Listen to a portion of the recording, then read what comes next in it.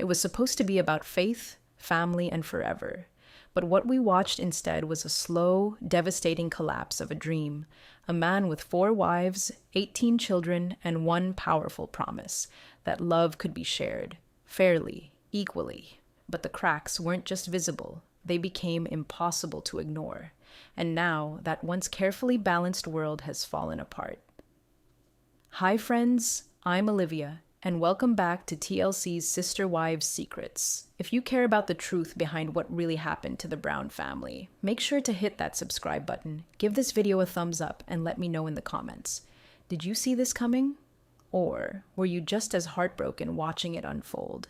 When Sister Wives first premiered in 2010, the Brown family was introduced to the world as a picture of unity within the rarely understood world of modern polygamy. Cody Brown, a father and husband guided by religious beliefs, stood proudly alongside his 3 wives, Meri, Janelle, and Christine.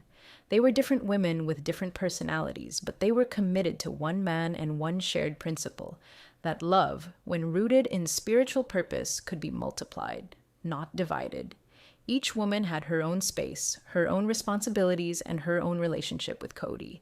And together, they built a life in Utah that many outsiders didn't understand, but some quietly admired. It wasn't perfect, but it was presented as functional, fair, built on trust and balance. That illusion shattered the moment Robyn entered the picture. Robyn wasn't just another wife. She was younger. She was new to the faith, and she arrived with 3 children of her own. But most of all, she was different in Cody's eyes. What was supposed to be an equal addition to the family soon revealed itself to be a turning point, a shift in the atmosphere that everyone could feel, even if no one wanted to say it out loud. It didn't happen overnight. But over time, the energy changed. The smiles became strained. The women who once operated like teammates began to retreat into their own corners, each quietly measuring what they were losing. And as Cody's attention leaned more and more toward Robyn, the other wives began to feel the sting of something much deeper than jealousy. They were watching the foundation of their family get rewritten right in front of them.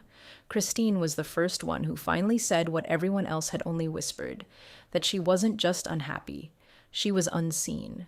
When she told Cody she was done, it wasn't a moment of rage, it was years of heartache finally boiling over.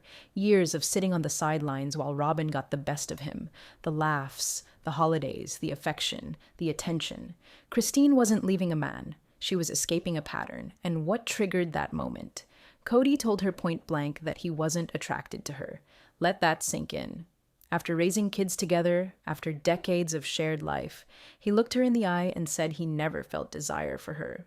And to make it worse, that admission wasn't private. It played out in front of cameras. It echoed through their children's ears, across social media, and into every household that had ever believed in the Brown family's dream. Meri's story was just as painful, if not more tragic. She was the first wife, the original. The one who legally married Cody, helped him build their family from the ground up. And she was also the one who stepped aside to let Robyn become his legal wife. Also, Cody could adopt Robyn's children. At the time, Meri said it was for the family, for the kids. But years later, it became clear that sacrifice was never fully honored. It became one more thing Cody used to justify growing closer to Robyn and pulling away from everyone else.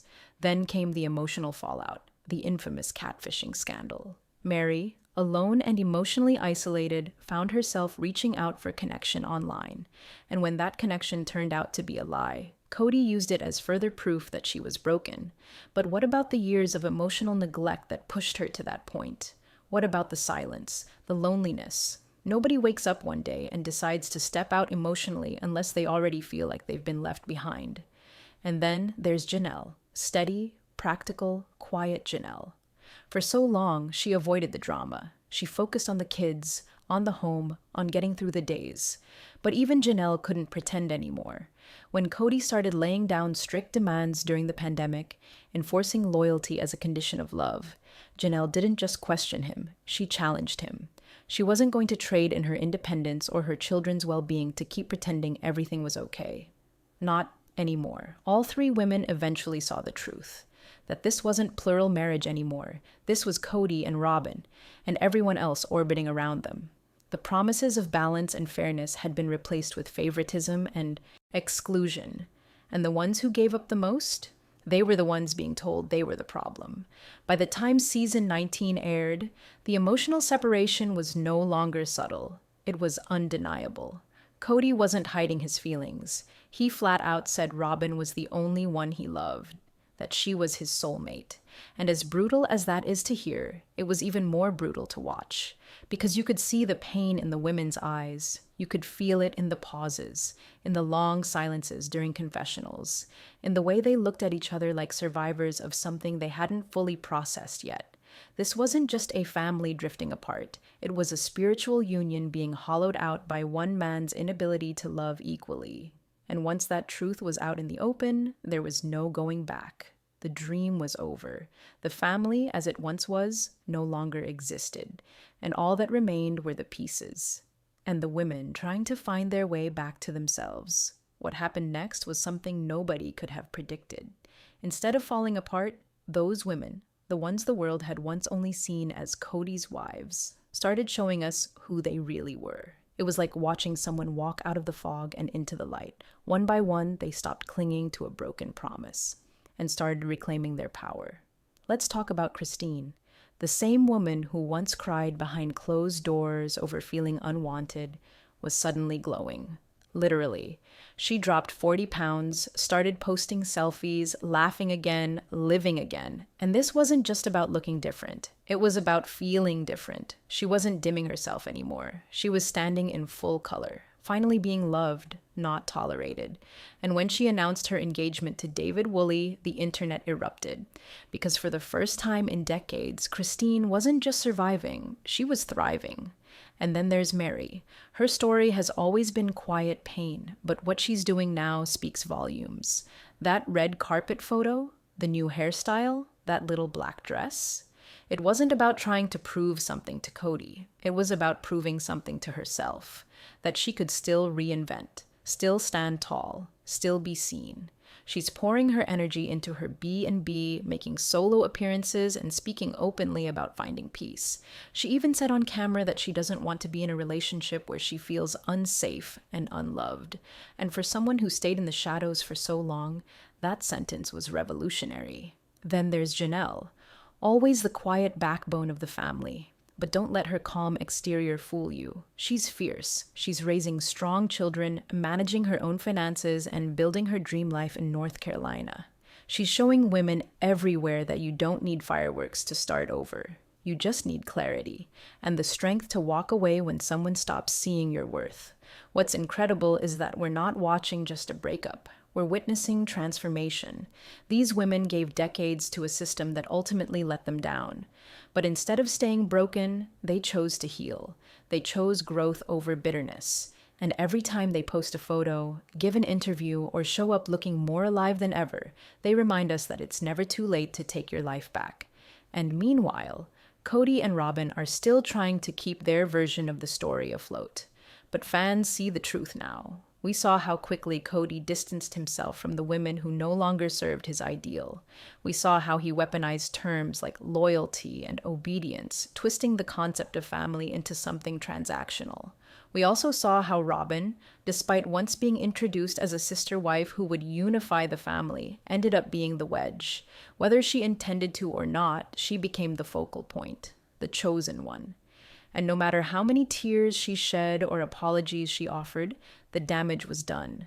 The structure they helped build collapsed around them. So what happens when a patriarch puts all his energy into one relationship and lets the others die out? You get 3 women stepping into their light, and one couple left trying to justify why the love they prioritized cost them an entire family. Fans aren't buying the excuses anymore. The veil has dropped. What we're seeing now is real, raw, and long overdue. And maybe the saddest part is that the breakup wasn't sudden. It happened over years. In glances, in ignored texts, in canceled birthdays, in dressing room criticisms, in moments when someone reached out and the other person didn't reach back. But what came after that collapse? That's where the real story begins. Not with the man who had 4 wives, but with the women who walked away. And just when you thought this family couldn't fracture any deeper, the most heartbreaking moment arrived. Garrison, Cody and Janelle's son, was gone.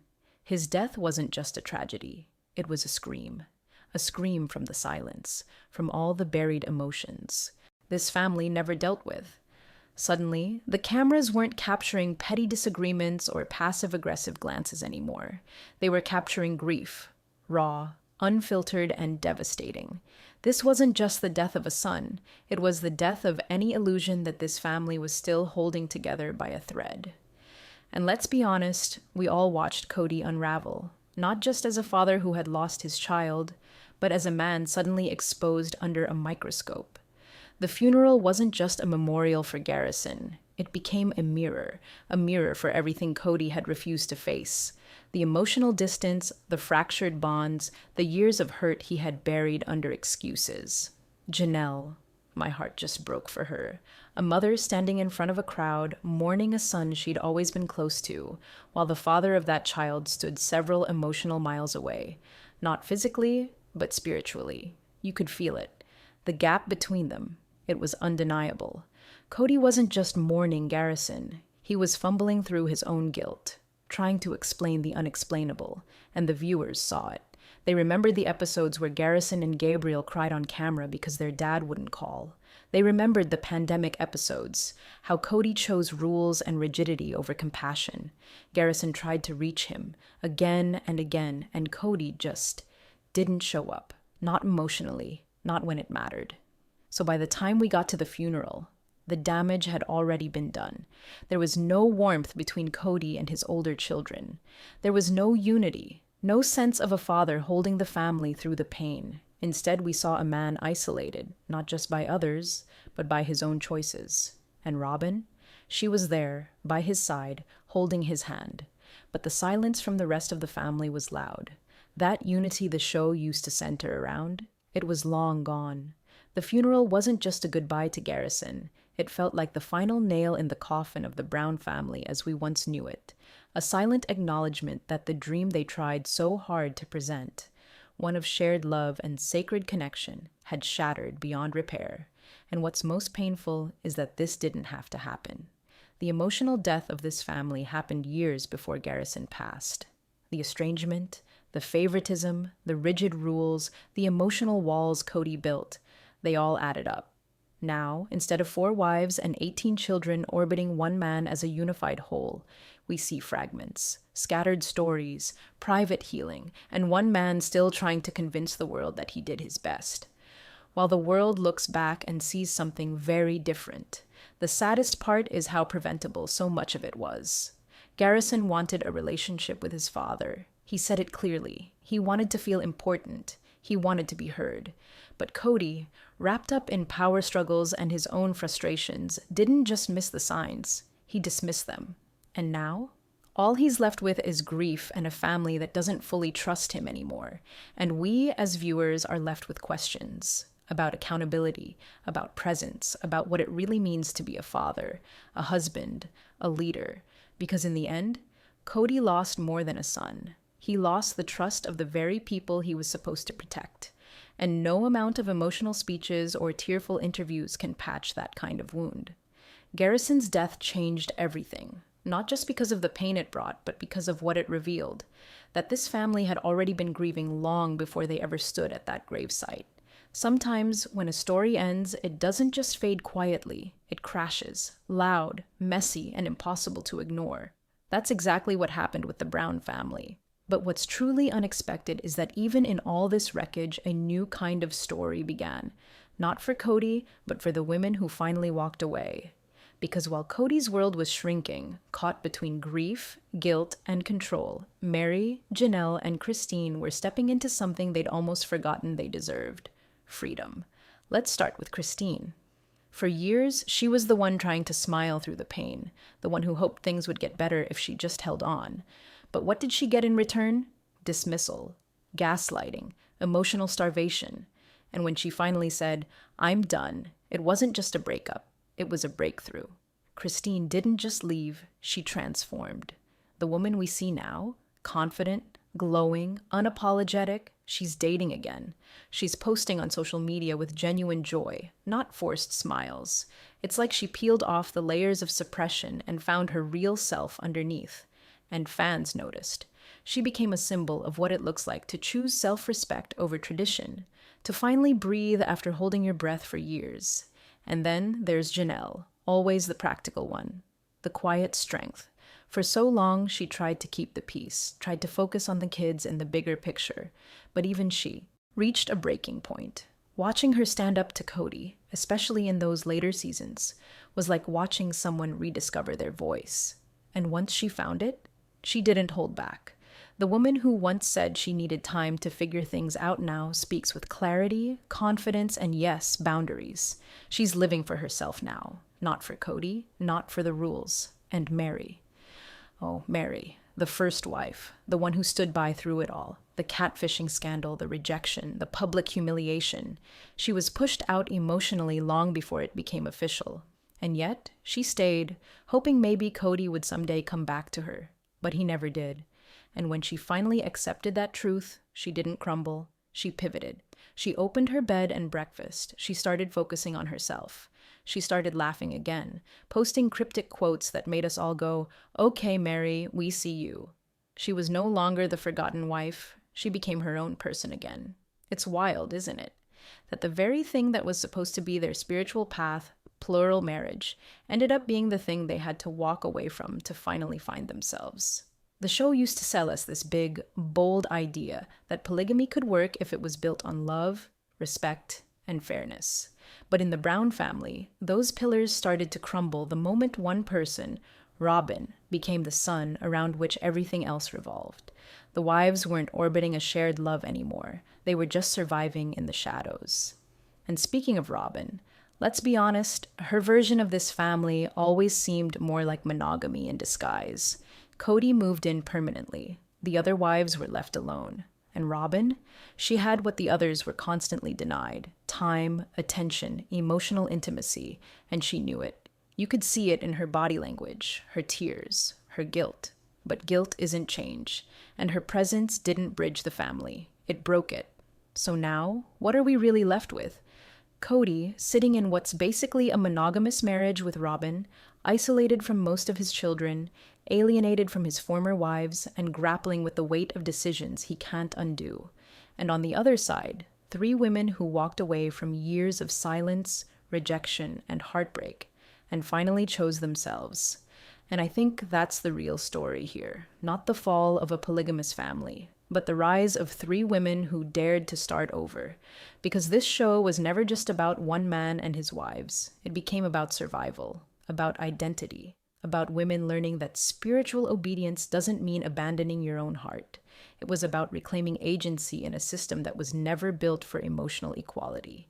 So yes, the dream of sister wives collapsed, but from its ruins came something real, something stronger. Christine found love again. Janelle is building a life centered around her values. And Meri?